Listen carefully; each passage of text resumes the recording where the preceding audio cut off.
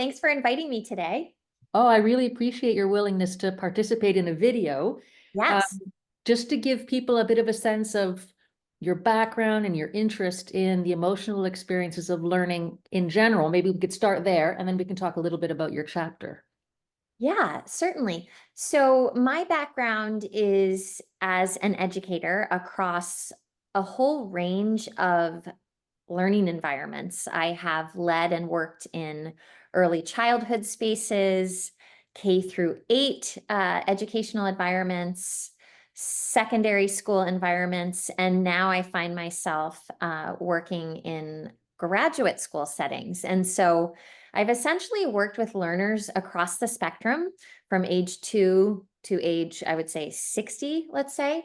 And so what I've learned across those different experiences and environments, both in person and now a lot of my teaching is done in online spaces, is that everyone in these environments sort of craves some sort of emotional connection to the learning experience.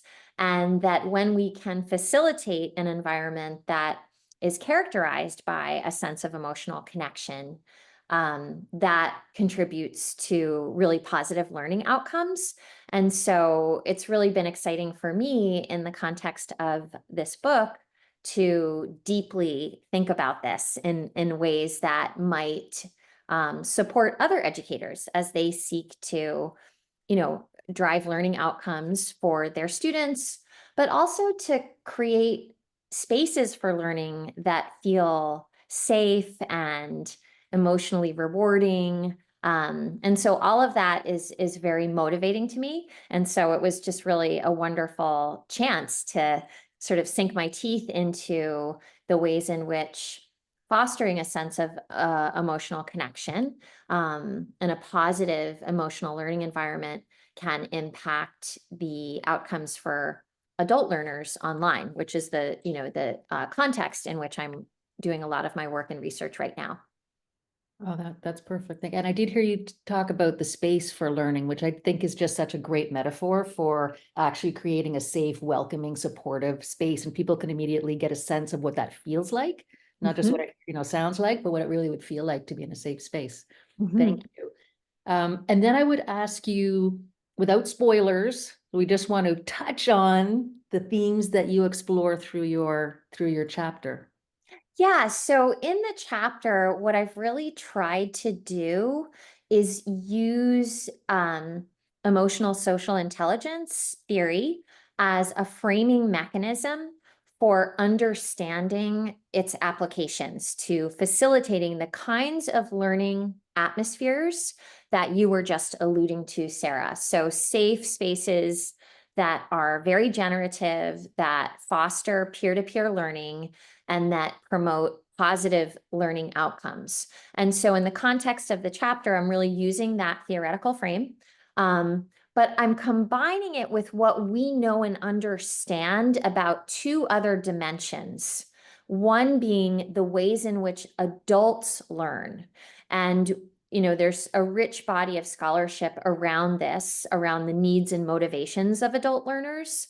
So I've also incorporated that element in order to understand how we can do this well. And then I've also integrated what we know about online learning. And so this is obviously an area of scholarship that's been really unpacked more recently in the aftermath of the pandemic. And so it's a very fertile area to explore as more and more institutions of higher education are expanding their offerings in online learning for adult professionals in particular.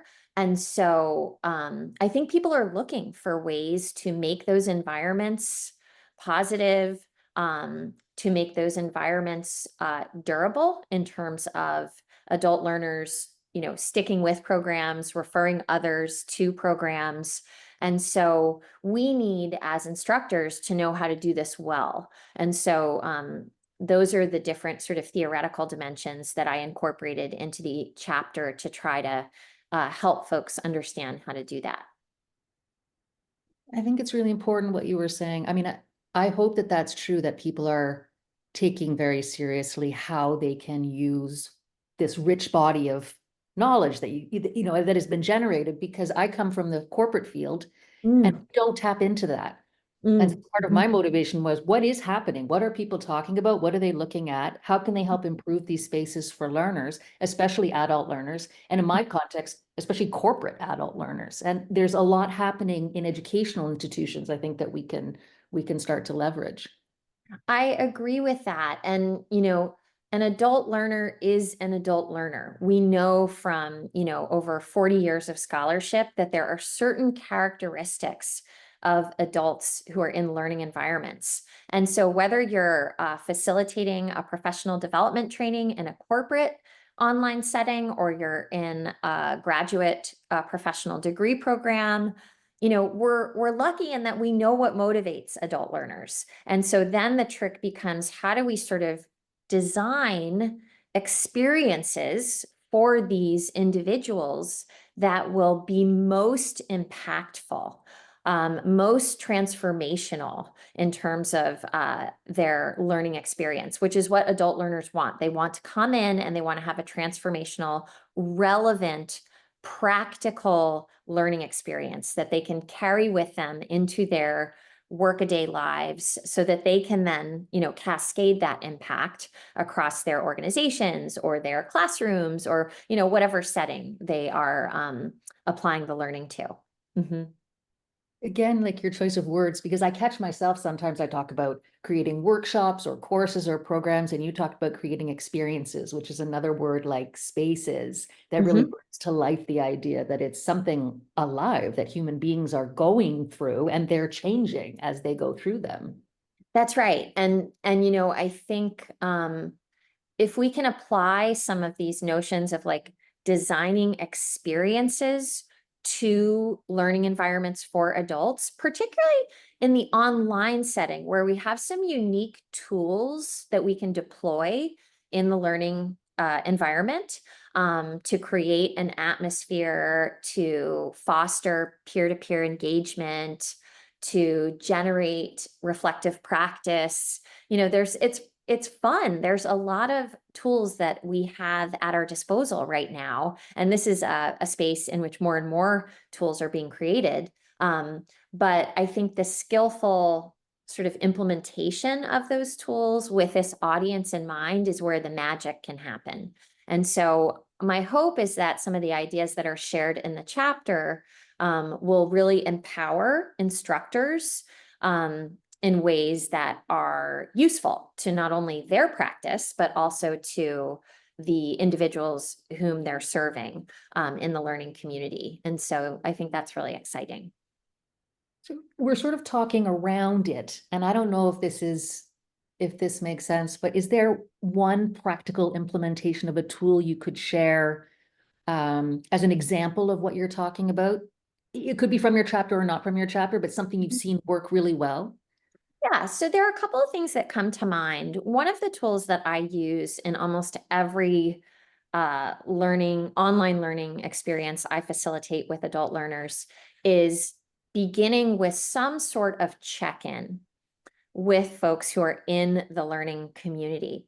And the reason that this is so valuable, I just did this with my master's students on Monday night when we were gathered on Zoom. The reason this is so valuable is because for adult learners online, there's little to no transitional time between home or professional space and the learning environment. It's 60 seconds, right, to log into Zoom. And so people don't have that time to sort of emotionally and cognitively transition. Instead, they're sort of expected to like flip a switch and suddenly be in learning mode. And so I like to begin with a 2-word check-in where we just go around the community and people share what they're bringing into the space emotionally.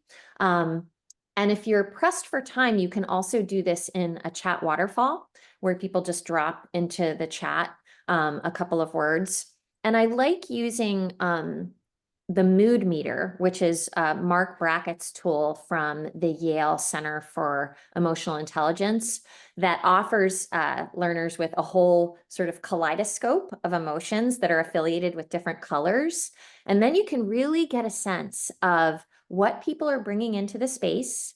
And as an instructor, for example, if you have a lot of folks who are coming in irritated, as I happen to have on Monday night, that really helps me guide the learning experience in a way that is regarding where people are emotionally when they enter the setting. And so that's a tool that has been really wonderful in terms of providing learners with a respectful environment that sort of meets them where they are when they enter the learning space, and allows them to feel seen in that regard. And so that's a tool that works very, very well. The other tool is sort of a classic that is recommended for adult learners in brick and mortar settings as well, but for the instructor to see themselves as a guide and not a sage on the stage, so not someone who's lecturing. People don't really want to come into a learning environment and be talked at.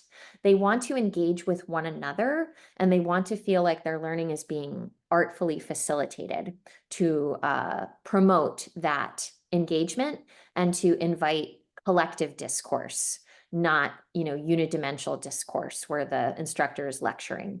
And so those are things that I think are really important for instructors to be mindful of in terms of the ways in which they facilitate, and with regards to the former, a tool that is very, very effective. Yeah, and I thought your chapter did an excellent job of setting up the theoretical foundations and also having practical implications to help people connect the dots, because I do think that's one of the gaps that we experience is just being able to put those things together to make a real difference in real life. So you did Thank that very well. Thank you. you so much. I appreciate that. Yeah, and I hope I always like to leave people, whether it's in a talk or a chapter, or a professional development setting, with like key tools and takeaways that they can apply immediately. And what we notice in this type of investigation that I did in this chapter, some of these tools apply to brick and mortar settings too. You did a great job of sort of, as an editor, of guiding me through like how can we really spotlight the ones that are unique to adult learners online. But some of these can be carried into brick and mortar spaces as well. And so I would encourage people who are teaching in those spaces to also consider, the application of some of these tools.